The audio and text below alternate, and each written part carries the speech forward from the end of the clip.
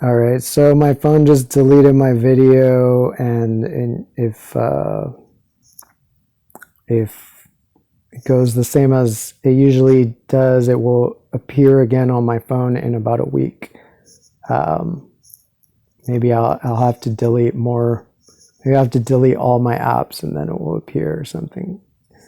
Anyway, so yeah, fuck Samsung, and it seems like I'm sure they could make a phone that didn't have such a terrible feature in the year 2020 when I bought it, but no, they they made some garbage. That I guess that's why the phone was free. Like when I got it, they're like, "Here, free phone, yeah, free," and you just pay out the ass for the coverage. But I guess it's free because it's a shitty phone.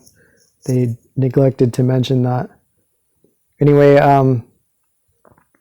so I'll just do another video to post now since that video is going to be gone for like a week. So that video was about Zionism and how the Democrats in the US and New York basically created Zionism. It was created with New York money and American money, US money, and US support, and the Democratic Party support, FDR and Truman. But anyway, so I'll do this video about the ancient rites of hell. I've been studying, infernology for the last few years, like how like the underworld, like Hades, hell is America, and the American underworld, like Mictlan, Tlalocan, Xibalba, etc., refers to Afro-Eurasia or places they're in. So there's kind of two like main underworld traditions that overlap. One is antipodal, so it's like wherever you are, it's the underworld is like the exact opposite side of the planet. Whereas there's another kind of underworld tradition which is just that it's the opposite hemisphere. So it's basically the opposite side of the planet longitudinally, but not necessarily latitudinally. So it's basically, America is the underworld of Afro-Eurasia. Afro-Eurasia is the underworld of America. And that was a major part of ancient religion. Like some of the earliest religious texts are about this. And it's basically universal. Like every culture that I know of like had the same traditions, or some of the same traditions about the underworld. And so part of that is that it's the land of the dead. So like for Afro-Eurasians, they said that the dead of Afro-Eurasia live in America, or their afterlife is in America, and the dead of the Americas are in Afro-Eurasia for their afterlife. So I think the main reason for that is just that the sun sets, in the west, like the sun set in the Atlantic Ocean. So they saw like that as representing death, and then it was kind of reborn from the east. So once they knew that there was like actual land on the other side of the ocean, they attributed to that land the kind of rebirth of the sun, not necessarily as any kind of literal belief, but as a mythological device. So, I've been studying I learned about the underworld from from Indian people, like from Hindus and Tamils. On Facebook, they sent me articles about how Patala, which is the Hindu underworld, is America. And so enough of that seemed to line up and make sense, that it was convincing. It seemed like it was probably true. And there are a lot of Indian people who know about this and who've written about it. and have done for a long time. And so I realized that it's all these writers are there, all those people are mostly speaking within that tradition.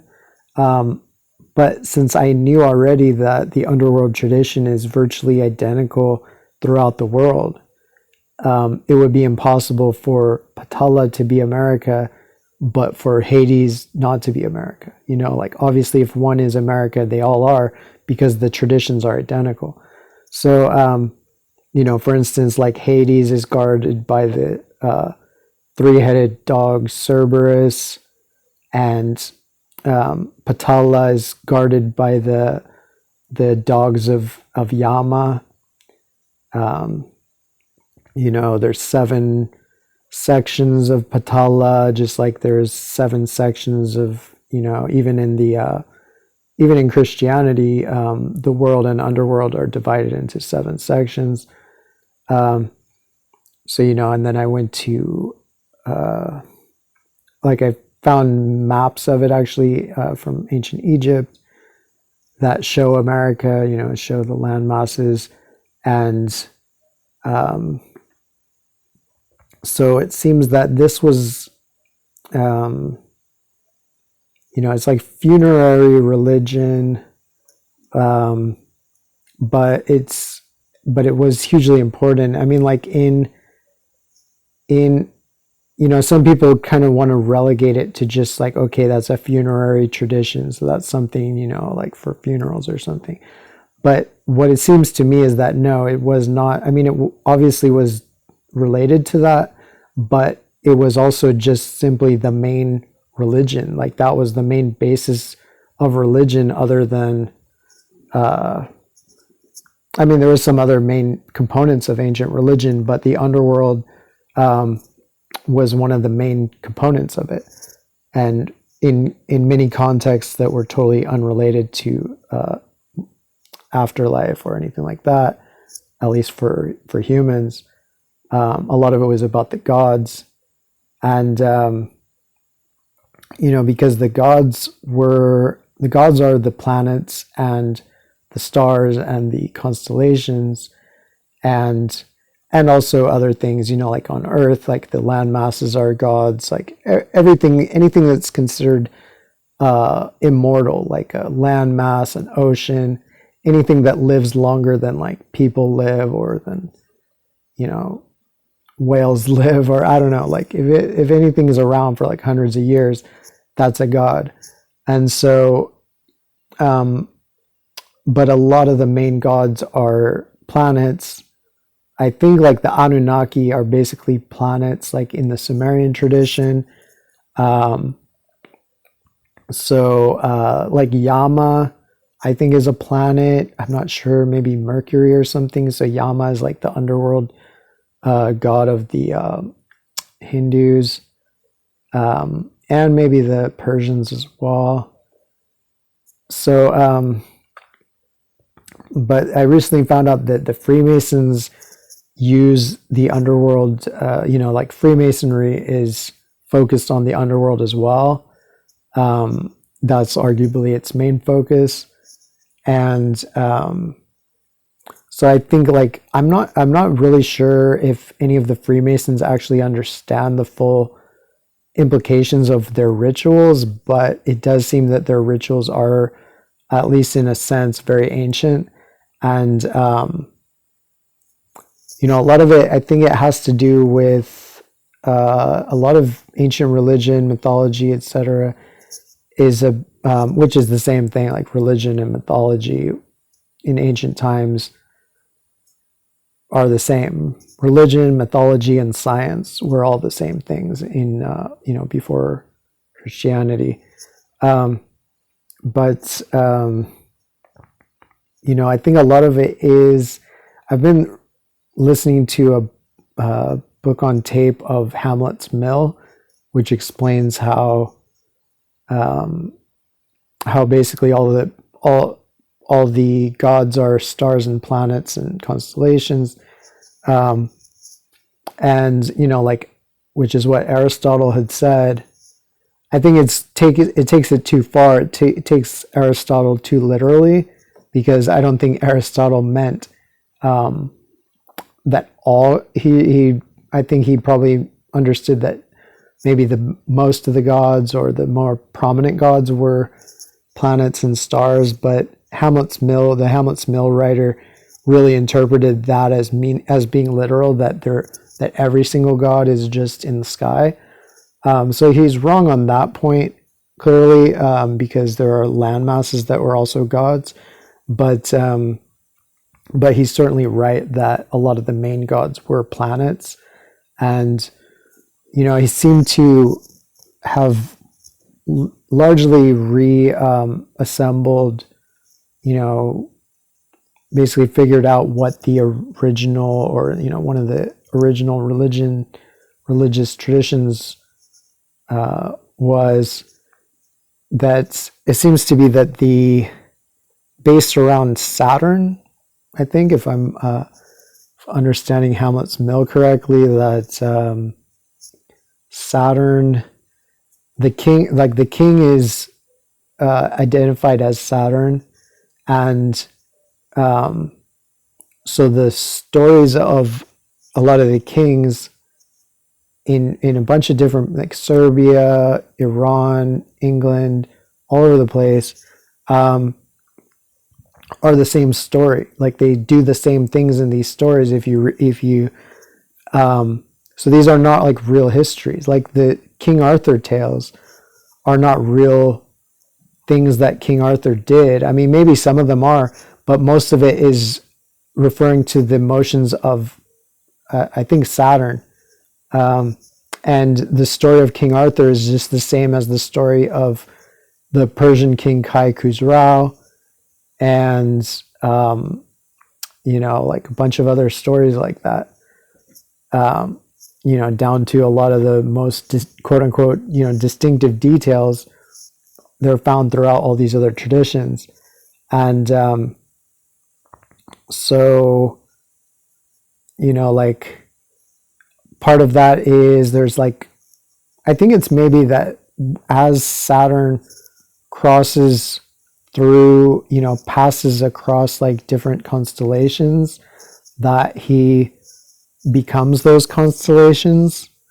And I think this is similar to what was also done with terrestrial deities, where when different parts of the underworld were visited, like different parts of America, either when they were visited or when they were kind of spiritually visited in rituals, the initiate or the participant, like, would the ritualist would actually probably dress up as whatever god of whatever place they were at. That's what it seems to be based on the texts, that, if they were coming to like Baja California, which was called the turtle faced or the shell faced one or something, then they would probably wear a turtle shell, or they would basically become that deity in order to address that deity and basically appease it or demand passage or something. So, but like in the celestial version, it seems like there's a bunch of different elements. Like, there's something with one of the feet, like one of the feet of the character always, he has to like walk on one foot or something like that, and he's blinded, and so those two elements are in Masonic rituals. So that probably is basically, the Masonic rituals are at least a shadow of probably what was a ritual, pretty like pretty much one ritual for like all the kings basically of the ancient world and all the priests. Probably going back at least like 5,000 or 6,000 years, probably earlier, but at least that. Um, and although it seems to go back to a time when, based on Hamlet's Mill, it seems to go back to a time when, um, back to the Golden Age, the Satya Yuga, when, they,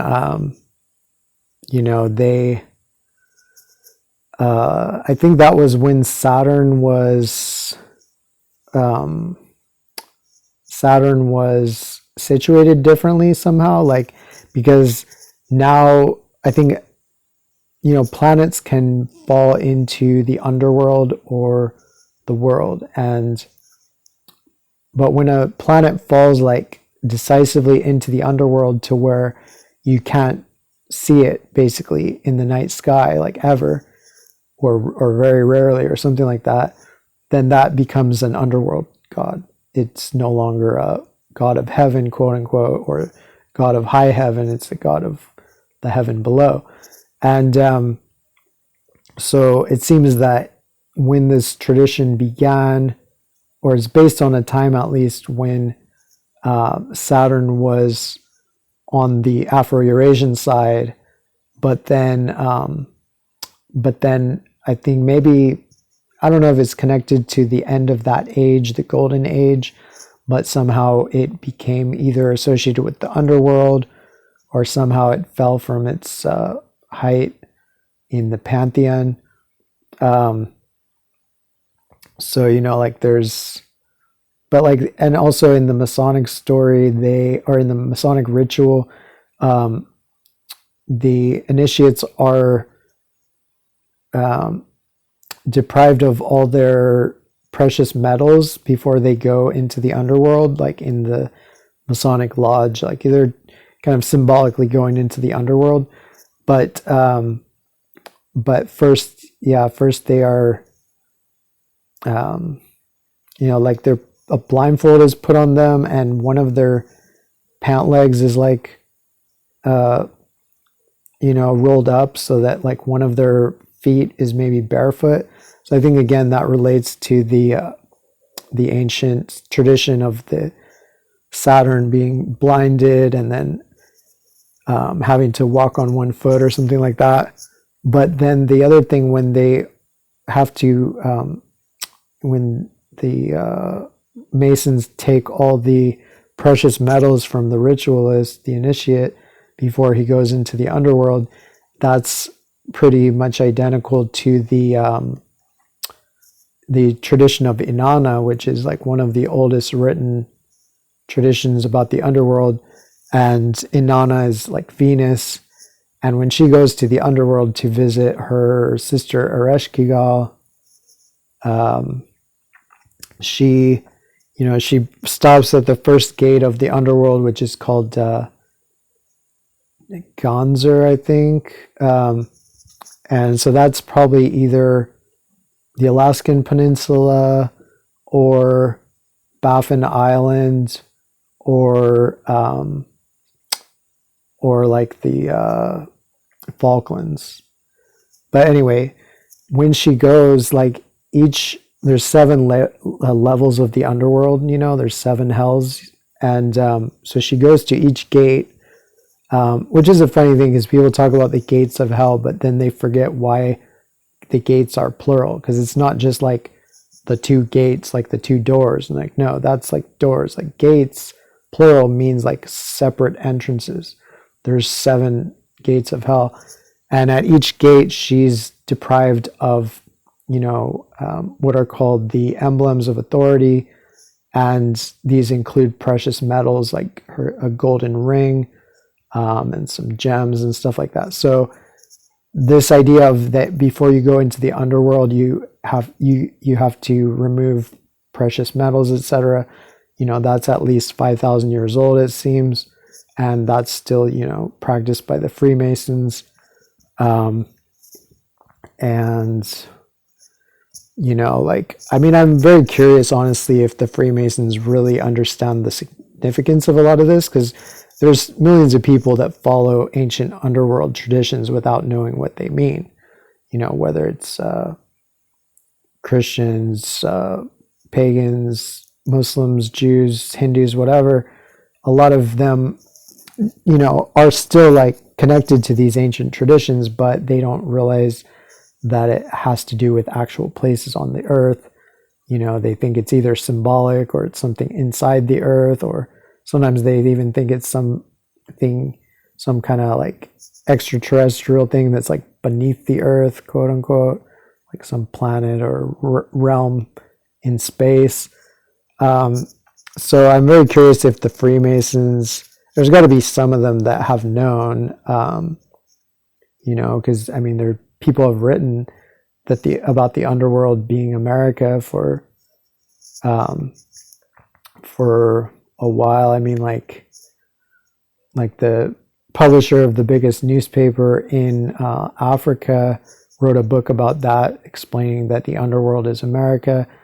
And, that was, I'm not sure when that was, but I mean, even like the head of Boston College in like 1900, he was, he wrote a book about that the underworld is antipodal, that it's on the earth, it's just the opposite side of the earth.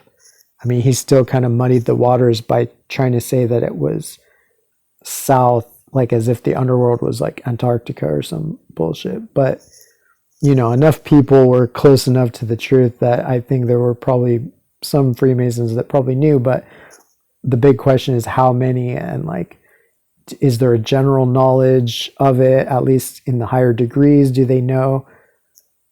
So who knows?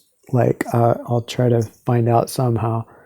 But yeah, I mean, I guess I wouldn't be too surprised either way. And I doubt the average Freemason knows, but who knows? Secret society, so it's like pretty hard to know. And like, I don't know, I could never like become a Freemason. Like I was offered Masonic, like to join the Masons when I was in London in like 2001. I went to the Masonic Museum, which I think is near the National Museum, or I don't know. It's in London though. And so a friend of my parents like was there, English guy, and he showed me like the Masonic handshake. They have their secret little handshake, and he offered, he had a Masonic ring, and he offered to like, because a lot of times that's how you join, is somebody invites you to join. So he invited me to join, but I mean, I don't know, like it's like a part of me just from curiosity would almost want to join, but it's like I could never, I mean, first of all, I just don't, there's so many unknowns, and, there have been some shady Freemasons. I don't know how much the Masons are really diabolical or not, but that's the problem, is like, it's a secret society. So how am I going to know? Plus it's hierarchical. I don't like hierarchy or secrecy really, so I couldn't really do that. But it would be really cool to see. I would love to see their rituals somehow and learn more about them. And I mean, I don't know. I would love to see them come a little more out into the open now. Like now that Christianity has hopefully become a little less bloodthirsty, so they won't just kill anybody for studying paganism or whatever, or even doing pagan rituals. Like, although I mean, it's like, to even say it's like, it makes sense how they're able to incorporate it into Christianity, because Christianity itself has all this same, because Christianity was largely based on, a lot of the same ancient pagan stuff, like the, like the flood story and all these things. And so they have the same cosmology with 7 heavens, 7 hells. And, but yeah, I would love to see, I don't know, like I understand why the Freemasons had to be secret when theocracy was the order of the day, but there should be some time when they could just come out and be more open. But then again, maybe it's like secrecy is just part of the thing, like the ancient priesthoods, and that's when it's a weird, maybe an irony or something, but like I spent a lot of my time like studying this ancient religion, and I admire a lot of it because it's like the basis of science. Like all of our sciences came from pagan priests. You know, that's why we even know like anything about the stars and planets and stuff was from priests. And like so I have a great admiration for that, but I just am so nonconformist that even like, you know, I think all the priesthoods, like everybody has to have like the same haircut, has to wear the same stuff, do all this stuff. Like I don't think I could ever do that. And honestly, I think the fact that they did do that, it may have helped them to preserve all this information sometimes, but it's also their downfall because, I mean, obviously secrecy can be a downfall because then you're not able to spread your information. And then if the people who hold the secret die off, then it's gone. And that's largely what's happened. And also the hierarchy, like if you have an inherently hierarchical order, whether it's a priesthood or Freemasonry or whatever, where they have grand masters and high priests and yada yada, it's very easy for that to just, you know, become corrupted because, you know, where you have hierarchy, you're going to have people that are more invested in maintaining that hierarchy than they are in whatever is the ostensible object of your organization. So, I mean, I don't know. I think it was a mistake, I guess, that for the last like 5,000 years or however long, for the priests to be secretive and hierarchical and conformist.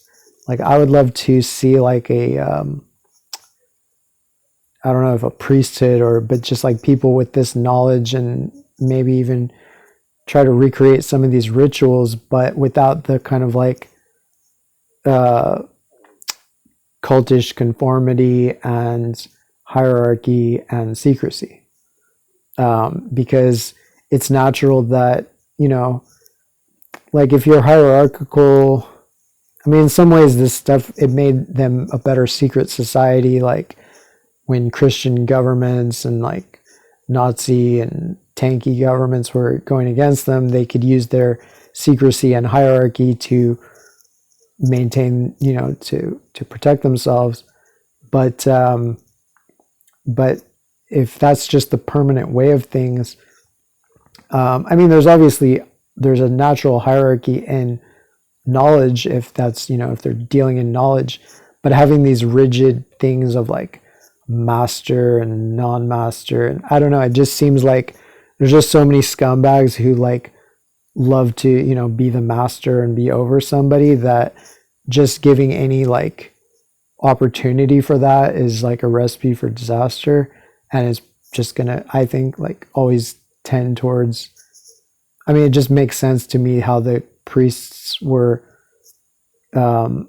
became the tools of a lot of like, you know, evil monarchs and whatever in history, because they didn't, you know, their conformity and hierarchy and secrecy made it so that even though they could be in some ways they could be a tool against tyranny, they could also be a very effective tool, or at the very least, they could be co-opted by the elites, and partly by exploiting the elitism in their own structure. All right, I think it's gonna delete this video if I don't stop it now. So yeah, take care. Thank you much.